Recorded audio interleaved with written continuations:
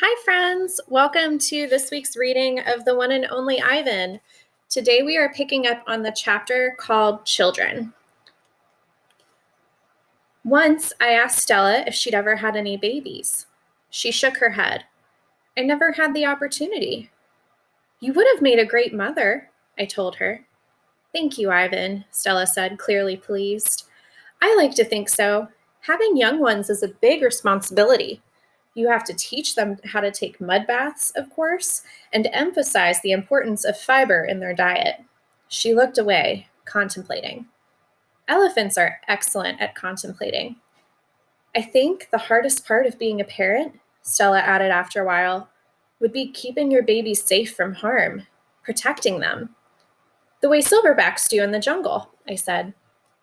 Exactly, Stella nodded. You would have been good at protecting, too, I said confidently. I'm not so sure, Stella said, gazing at the iron bars surrounding her. I'm not so sure at all. The parking lot.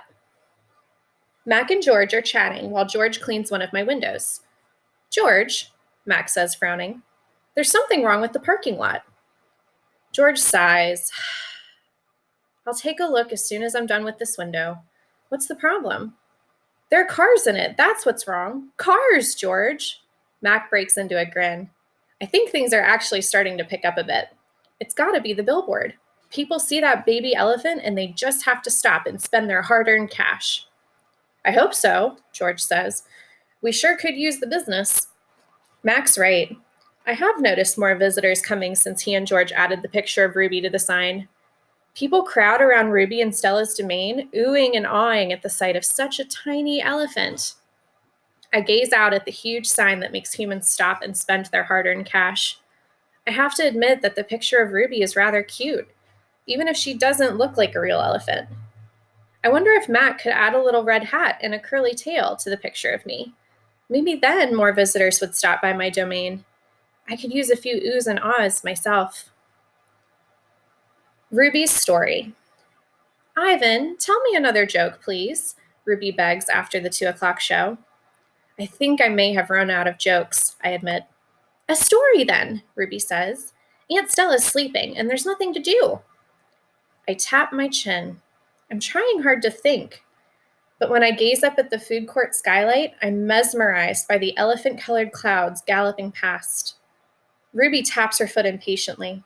I know. I'll tell you a story, she says. A real-life true one. Good idea, I say. What's it about? It's about me. Ruby lowers her voice. It's about me and how I fell into a hole. A big hole. Humans dug it. Bob pricks his ears and joins me by the window. I always enjoy a good digging story, he says. It was a big hole full of water near a village, Ruby says. I don't know why humans made it. Sometimes you just need to dig for the sake of digging, Bob reflects. We were looking for food, Ruby says, my family and I, but I wandered off and got lost and went too close to the village. Ruby looks at me, eyes wide. I was so scared when I fell into that hole. Of course you were, I say. I would have been scared too. Me too, Bob admits, and I like holes. The hole was huge. Ruby pokes her trunk between the bars and makes a circle in the air. And guess what? She doesn't wait for an answer. The water was all the way up to my neck, and I was sure I was going to die. I shudder. What happened then? I asked.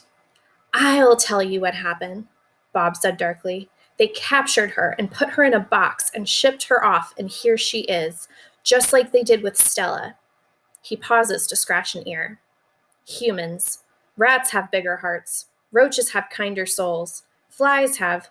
No, Bob, Ruby interrupts. You're wrong. These humans helped me. When they saw I was trapped, they grabbed ropes and they made loops around my neck and my tummy. The whole entire village helped, even little kids and grandmas and grandpas, and they all pulled and... Ruby stops. Her lashes are wet, and I know she must be remembering all the terrible feelings from that day. And they saved me, she finishes in a whisper. Bob blinks. They saved you? He repeats. When I was finally out, everyone cheered, Ruby says, and the children fed me fruit, and then all those humans led me back to my family. It took the whole day to find them. No way, Bob says, still doubtful. It's true, Ruby says. Every word. Of course it's true, I say. I've heard rescue stories like that before. It's Stella's voice. She sounds weary. Slowly, she makes her way over to Ruby. Humans can surprise you sometimes. An unpredictable species, Homo sapiens. Bob still looks unconvinced. But Ruby's here now, he points out. If humans are so swell, who did that to her? I send Bob a grumpy look. Sometimes he doesn't know when to keep quiet. Ruby swallows, and I'm afraid she's going to cry. But when she speaks, her voice is strong. Bad humans killed my family, and bad humans sent me here. But that day in the hole, it was humans who saved me. Ruby leans her head on Stella's shoulder. Those humans were good. It doesn't make any sense, Bob says. I just don't understand them. I never will. You're not alone, I say, and I turn my gaze back to the racing gray clouds. A hit. Stella's foot hurts too much for her to do any hard tricks for the 2:00 show. Instead, Mack pulls her, limping, into the ring where she tracks a circle in the sawdust. Ruby clings to her like a shadow. Ruby's eyes go wide when Snickers jumps on Stella's back and then leaps onto her head. At the 4:00 show, Stella can only get as far as the entrance to the ring. Ruby refuses to leave her side. At the 7:00 show, Stella stays in her domain. When Matt comes for Ruby, Stella whispers something in her ear. Ruby looks at her pleadingly, but after a moment, she follows Mack into the ring. Ruby stands alone. The bright lights make her blink. She flaps her ears. She makes her tiny trumpet sound. The humans stop eating their popcorn. They coo. They clap. Ruby is a hit. I don't know whether to be happy or sad. Worry. When Julia arrives after the show, she brings 3 thick books, 1 pencil, and something she calls magic markers. Here, Ivan, she says, and she slides 2 magic markers and a piece of paper into my domain. I like the sundown colors, red and purple, but I don't feel like coloring. I'm worried about Stella. All evening she's been quiet, and she hasn't eaten a bit of her dinner. Julia follows my gaze. Where is Stella anyway, she asks, and goes to Stella's gate. Ruby extends her trunk, and Julia pats it. Hi, baby, she says. Is Stella all right? Stella is lying in a pile of dirty hay. Her breath is ragged. Dad, Julia calls. Could you come here a minute? George sets aside his mop. Do you think she's okay, Dad? Julia asks. Look at the way she's breathing. Can we call Mack? I think there's something really wrong. He must know about her, George rubs his chin. He always knows. But a vet costs money, Jules. Please? Julia's eyes are wet. Call him, Dad. George gazes at Stella. He puts his hands on his hips and sighs. He calls Mack. I can't hear all of his words, but I can see George's lips tighten into a grim line. Gorilla expressions and human expressions are a lot alike. Mack says the vet's coming in the morning if Stella's not any better, he tells Julia. He says he's not going to let her die on him, not after all the money he's put in on her. George strokes Julia's hair. She'll be all right. She's a tough old girl. Julia sits by Stella's domain until it's time to go home. She doesn't do her homework. She doesn't even draw. The promise. My domain gleams with moonlight when I awake to the sound of Stella's calls. Ivan, Stella says in a hoarse whisper. Ivan. I'm here, Stella. I sit up abruptly, and Bob topples off my stomach. I run to a window. I can see Ruby next to Stella, sleeping soundly. Ivan, I want you to promise me something, Stella says. Anything, I say. I've never asked for a promise before because promises are forever, and forever is an unusually long time, especially when you're in a cage. Domain, I correct. Domain, she agrees. I straighten to my full height. I promise, Stella, I say in a voice like my father's. But you haven't even heard what I'm asking yet, she says, and she closes her eyes for a moment. Her great chest shudders. I promise anyway. Stella doesn't say anything for a long time. Never mind, she finally says. I don't know what I was thinking. The pain is making me addled. Ruby stirs. Her trunk moves as if she is reaching for something that isn't there. When I say the words, they surprise me. You want me to take care of Ruby? Stella nods, a small gesture that makes her wince. If she could have a life that's different from mine, she needs a safe place, Ivan. Not here, I say. It would be easier to promise to stop eating, to stop breathing, to stop being a gorilla. I promise, Stella, I say. I promise it on my word as a silverback. Knowing. Before Mack, before Rob, even before Ruby, I know that Stella is gone. I know it the way you know that summer is over and winter is on its way. I just know. Stella once teased me that elephants are superior because they feel more joy and more grief than apes. Your gorilla hearts are made of ice, Ivan, she said, her eyes glittering. Ours are made of fire. Right now, I would give all the yogurt raisins in all the world for a heart made of ice. 5 men. Bob heard from a rat, a reliable sort, that they tossed Stella's body into a garbage truck. It took 5 men and a forklift. Comfort. All day, I try to comfort Ruby. But what can I say? That Stella had a good and happy life? That she lived as she was meant to live? That she died with those who loved her most nearby? At least the last is true. Crying. Julia cries all evening while her father sweeps and mops and dusts and cleans the toilets. When George sees Mack, he runs to him. I can only hear a few of his words. Vet, should have, wrong. Mack shrugs, his shoulders droop. He leaves without a word. When George wipes the fingerprints off my glass, his cheeks are wet. He doesn't meet my eyes. The one and only Ivan. When all the humans have left, I send Bob to check on Ruby.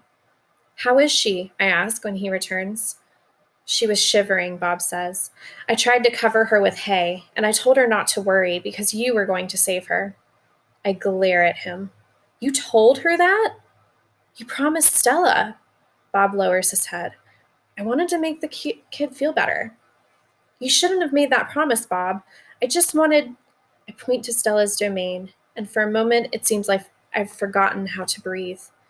I wanted to make Stella happy, I guess. But I can't save Ruby. I can't even save myself. I flop onto my back. The cement is always cold, but tonight it hurts. Bob leaps onto my belly.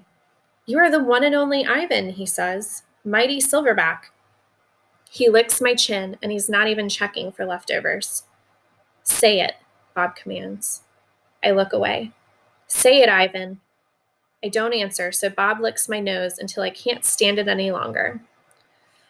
I am the one and only Ivan, I mutter. And don't you ever forget it, he says. When I gaze at the food court skylight, the moon Stella loved is shrouded in clouds. Once upon a time. All night, Ruby moans and sniffles. I pace my domain. I don't want to fall asleep in case she needs something. Ivan, Bob says gently, get some sleep, please, for your sake, and for mine. Bob can't sleep unless he's on my stomach. I hear a stirring. Ivan, Ruby calls. I rush to my window. Ruby, are you all right? I miss Aunt Stella, Ruby sobs. And I miss my mom and my sisters and my aunts and my cousins too. I know, I say, because it's all I can think of. Ruby sniffles. I can't sleep. Do you know any stories the way Aunt Stella did? Not really, I admit. Stories were Stella's specialty. Tell me a story about when you were little, Ruby pleads. She puts her trunk between the bars. Please, Ivan? I scratch the back of my head. I don't remember things, Ruby, I admit. It's true, Bob says, trying to be helpful. Ivan has a terrible memory. He's the opposite of an elephant. Ruby lets out a long, shivery breath. Oh well, that's okay. Night, Ivan. And Bob. I listen to Ruby's soft sobs for long, horrible minutes. Then I hear myself saying, once upon a time, there was a gorilla named Ivan. And, slowly and deliberately, I try to remember. The grunt. I was born in a place humans call Central Africa, in a dense rainforest so beautiful no crayons could ever do it justice. Gorillas don't name their newborns right away, the way humans do. We get to know our babies first. We wait to see hints of what might yet be. When they say how much she loved to chase me around the forest, my parents decided on my twin sister's name, Tag. Oh, how I loved to play tag with my sister. She was nimble, but when I got too close, she would leap onto my unsuspecting father. Then I would join her, and we would bounce on that tolerant belly until he gave us the grunt, the rooting pig sound that meant, enough. That game never got old, although my father may have disagreed. Mud. It didn't take long for my parents to find my name. All day long, every day, I made pictures. I drew on rocks and bark and my poor mother's back. I used the sap from leaves. I used the juice from fruit, but mostly I used mud. And that is what they called me, Mud. To a human, mud might not sound like much, but to me, it was everything. Protector. My family, which humans call a troop, was just like any other gorilla family. There were 10 of us. My father, the silverback, my mother and 3 other adult females, a juvenile male called a blackback, and 2 other young gorillas. Tag and I were the babies of the group. We squabbled now and then, as families will, but my father knew how to keep us in line with a simple scowl. And for the most part, we were happy to do what we were meant to do, to feed and forage and nap and play. My father was a master at leading us to the ripest fruit for our morning feast and the finest branches for our night nests. He was everything a silverback is meant to be, a guide, a teacher, a protector. And no one could chest beat like my father. A perfect life. Gorilla babies and elephant babies and human babies are not so different, except that a gorilla gets to spend the day riding on his mother's back like a cowboy on a horse. It's a pretty great system from the baby's point of view. Slowly, carefully, a young gorilla begins to venture farther and farther away from the safety of his mother's arms. He learns the skills he will need as an adult: how to make a nest of branches, weave them tightly, or they will fall apart in the middle of the night. How to beat your chest, cup your palms to amplify the sound. How to go vining from tree to tree. Don't let go. How to be kind, be strong, be loyal. Growing up gorilla is just like any other kind of growing up. You make mistakes, you play, you learn, you do it all over again. It was, for a while, a perfect life.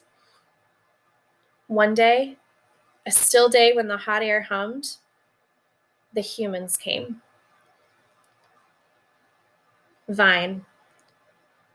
After they captured my sister and me, they put us in a cramped, dark crate that smelled of urine and fear.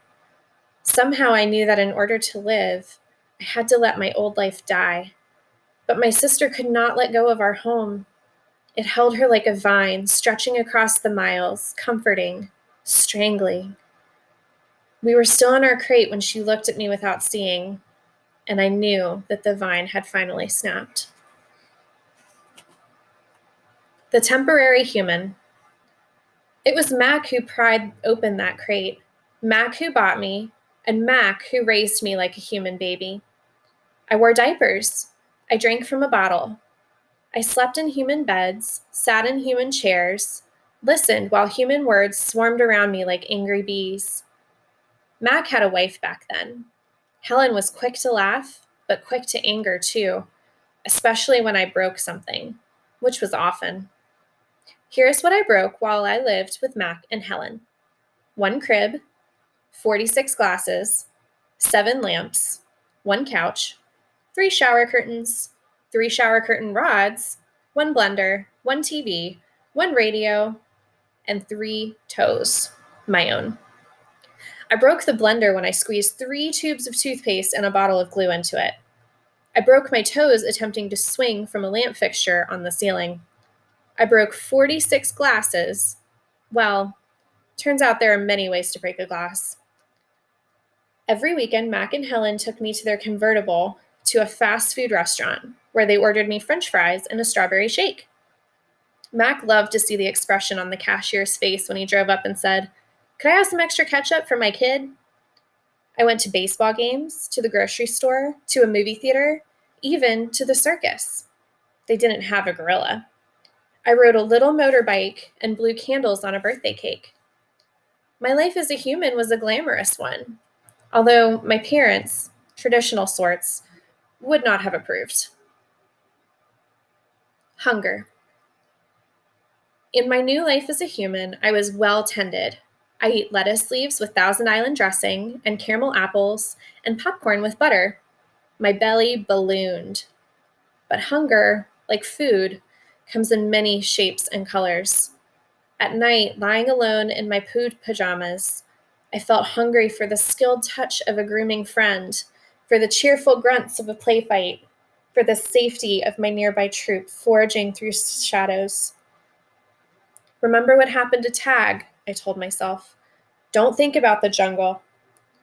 Still, sometimes I lay awake, wishing for the warmth of another just like me, asleep in a night nest of tender prayer plant leaves. I liked having sips of soda poured into my mouth like a bubbling waterfall. But every now and then, I longed to search for a tender stalk of arrowroot, to feel the tease of a mango, just out of reach. Still life. One day, Helen came home with something large and flat, wrapped in brown paper. "Look what I bought today," she said excitedly as she tore off the paper. "A painting to go over the living room couch." "Fruit in a bowl," Max said with a shrug. "Big deal." "This is fine art. It's called a still life," Helen explained. "I think it's lovely." I dashed over to examine the painting, marveling at the colors and shapes. "See?" said Mac's wife. "Ivan likes it." "Ivan likes to roll up poop and throw it at squirrels," Max said. I couldn't take my eyes off the apples and bananas and grapes in the picture. They looked so real, so inviting, so edible. I reached out to touch a grape, and Helen slapped my hand. "Bad boy, Ivan. Don't touch." She jerked her thumb at Mac. "Honey, go get a hammer and a nail, would ya?" While Mac and Helen were busy in the living room, I wandered into the kitchen. A cake covered in thick chocolate frosting sat on the counter. I like cake. Love it, in fact. But it wasn't eating I was thinking about. It was painting. The frosting peaked and dipped like waves on a tiny pond. It looked rich and gooey, dark and smooth. It looked like mud. I scooped up a handful of frosting. I scooped up another. I headed to the refrigerator door. It was perfect, an empty, white, waiting canvas. The frosting wasn't as easy to work with as jungle mud. It was stickier and, of course, more tempting to eat. But I kept at it. I scraped off every last bit of that frosting. I may have eaten a little of the cake, too. I don't remember what I was trying to paint. A banana, most likely. I suppose I knew I was going to get in trouble. But at that moment, I just didn't care. I wanted to make something, anything, the way I used to. I wanted to be an artist again. Punishment. I soon learned that humans can screech even louder than monkeys. After that, I was never allowed in the kitchen. Babies. Back in those days, the Big Top Mall was smaller. It had a pony ride,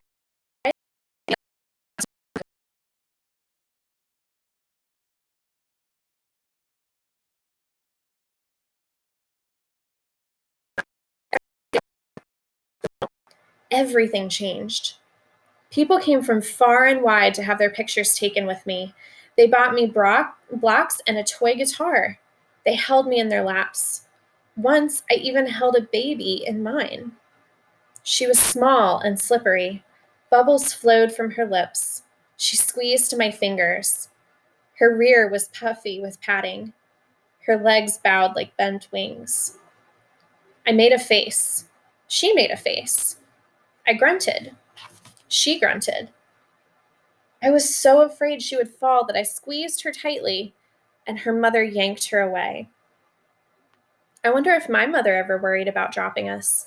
We always held on, but that's easier to do when your mother is furry. Human babies are an ugly lot, but their eyes are like our babies' eyes. Too big for their faces and for the world. Beds.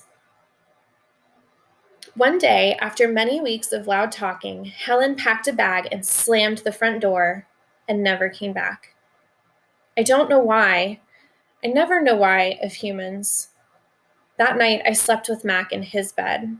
My old nests were woven of leaves and sticks and shaped like his bathtub, cool green cocoons. Mack's bed, like mine, was flat, hot, without sticks or stars.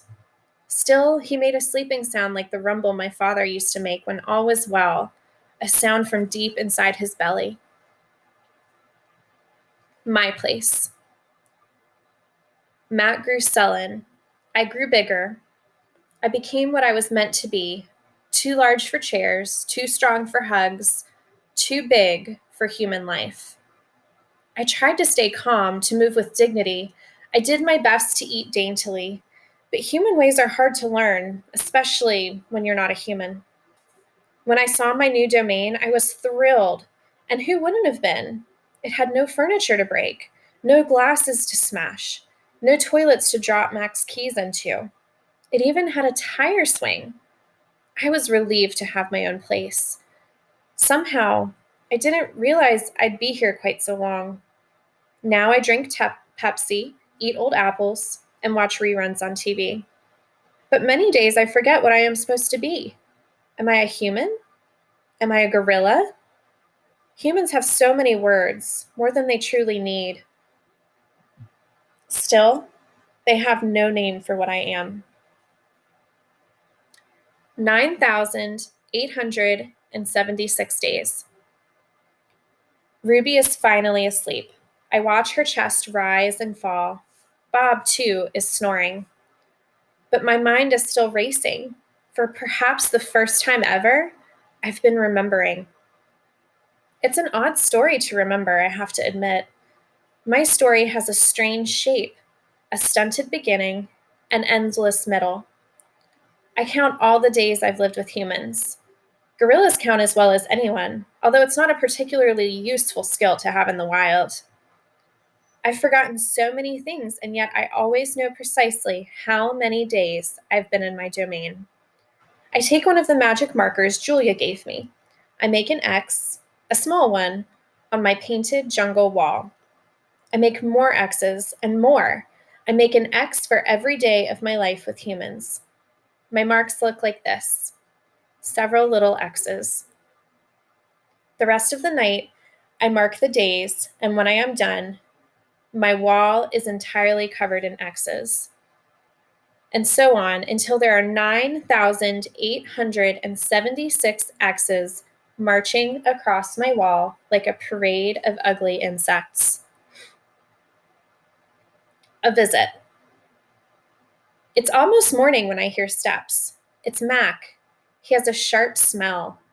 He weaves as he walks. He stands next to my domain.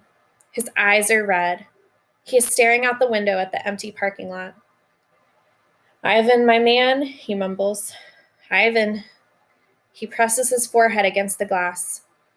We've been through a lot, you and me. A new beginning. We don't see Mack for 2 days. When he returns, he doesn't talk about Stella. Mack says he is anxious to teach Ruby some tricks. He says the billboard is bringing in more visitors. He says it's time for a new beginning. All afternoon and into the evening, Mack works with Ruby. Ruby's feet are looped with ropes so she cannot run. A heavy chain hangs off her neck. Mack shows her Stella's ball, her pedestal, her stool. He introduces her to Snickers. When Ruby obeys Mack, he gives her a cube of sugar and a bit of dried apple. When she doesn't, he yells and kicks at the sawdust. When George and Julia arrive, Mack is still training Ruby. Julia sits on a bench and watches them. She draws a little, but mostly she keeps her eyes on Ruby. Bob watches too. He's hiding in the corner of my domain under knot tag. It's raining outside, and Bob does not like damp feet. Ruby trudges behind Mack, her head drooping. Endlessly, they circle the ring. Sometimes Mack slaps her flank with his hand. Suddenly, Ruby jerks to a stop. Mack pulls the chain hard, but Ruby refuses to move. Come on, Ruby, Mack is almost pleading. What is your problem? She's exhausted, I say to myself. That's the problem. Mack groans. Idiot elephant. Idiot human, Bob mutters. Walk, Ruby, I say, although I know she's too far away to hear me. Do what he says. Walk, Mack commands, now. Ruby doesn't walk. She plumps her rump onto the sawdust floor. I think maybe she's tired, Julia says. Mack wipes his forehead with the back of his arm. Yeah, I know. We're all tired. He pushes Ruby with the heel of his boot. She ignores him. George looks over from the food court where he is wiping off tables. Mack, he yells. Maybe you should call it a day. I'll close up. Mack yanks on Ruby's chain. She's as anchored as a tree trunk. He pulls harder and falls to his knees. That does it, Mack says. He brushes sawdust off his jeans. I am through playing around. Mack stomps to his office. When he returns, he is carrying a long stick. The gleaming hook on its end is almost beautiful, like a sliver of moon. It's a claw stick. Mack pokes Ruby with the sharp point. Not hard, just a touch. I can tell he wants her to see how much it can hurt. I growl low in my throat. Ruby doesn't budge. She's a gray, unmoving boulder. She closes her eyes, and for a moment, I wonder if she might have fallen asleep. I'm warning you, Mack says. He breathes out. He stares at the ceiling. Ruby makes a huffing sound. Fine, Mack says. You want to play it that way? He draws back the claw stick. No, Julia cries. I'm not going to hurt her, Mack says. I just want to get her attention. Bob snarls. Mack swings. The hook slices the air just a few inches above Ruby's head. See why you don't want to mess with me? Mack says. He draws back the claw stick again. Now move! Ruby jerks her head, flinging her trunk toward Mack. She makes a noise that sends the sawdust scattering. It makes my glass shiver. It's the most beautiful mad I have ever heard. Ruby's trunk slaps into Mack. I don't see exactly where she strikes him. Somewhere below his stomach, I think. And I know he must be uncomfortable because Mack drops the claw stick and falls down to the ground and curls into a ball and howls like a baby. Direct hit, Bob says. We are going to pick up next week with the chapter called Poor Mack, and we will talk then.